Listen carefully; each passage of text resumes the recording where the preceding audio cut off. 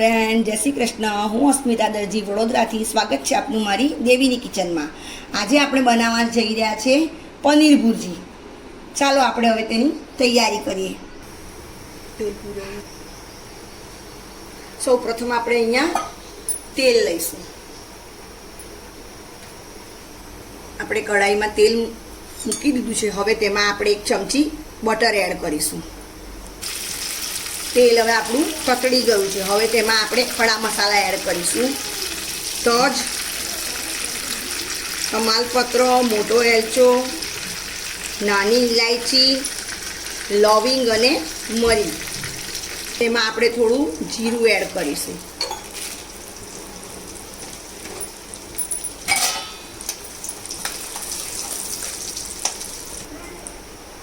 તેલ આપણું સરસ તતડી ગયું છે.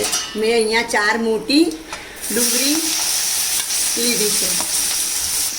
ડુંગળી આપણી સરળતાથી શેકાય તે માટે અહીંયા 1 ચમચી મીઠું એડ કરું છું. ભુરજી બનાવવા માટે આપણે આ 250 ગ્રામ પનીર લીધું છે. તે હવે આપણે છીણી વડે છીણી કરીશું, અથવા તમે હાથ વડે તેને ભાંગી બી શકો છો.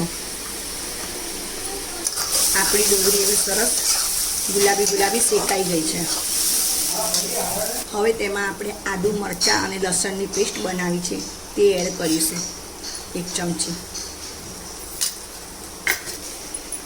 હવે આપણે 3 ટામેટા છે તેને છીણી કાઢ્યા છે. ડુંગળી અને ટામેટું સરસ આપણું શેકાઈ ગયું છે. આપણે મસાલા એડ કરીશું. આપણે મસાલા એડ કરીશું. અડધી ચમચી હળદર, સ્વાદ અનુસાર 2 ચમચી કાશ્મીરી લાલ મરચું છે જેથી તેનો કલર સરસ આવશે. ધાણા જીરું,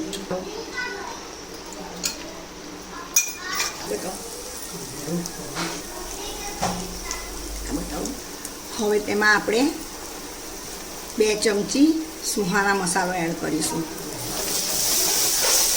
તેમાં સહેજ પાણી એડ કરીશું જેથી કરીને આપણે મસાલો સરસ હલાવી શકીએ અને ચોટે નહીં. સરસ શેકાઈ ગયો છે. તેલ છૂટું પડવા માંડ્યું છે. તેમાં આપણે જે છીણી લીધું છે પનીર તે એડ કરીશું.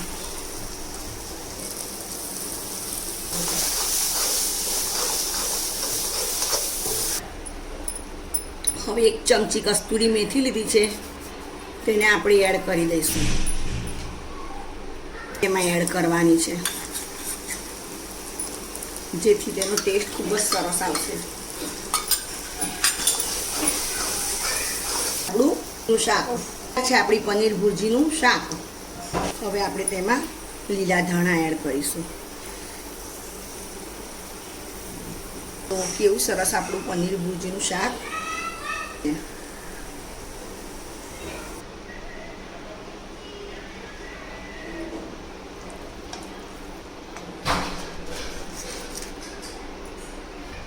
તો ફ્રેન્ડ્સ, તૈયાર છે આપણી પનીર ભુરજી. તરત જ સરળતાથી બની જાય. જો આપણને સમય વધારે ના હોય અને સહેલાઈથી કંઈક બનાવવું હોય ચટાકેદાર, તો તમે આ રીતે પનીર ભુરજી બનાવજો. તમને આ મારી રેસીપી કેવી લાગી તે મને કમેન્ટ કરી જણાવજો. મારી વિડીયોને લાઈક કરજો, શેર કરજો. Thank you for watching.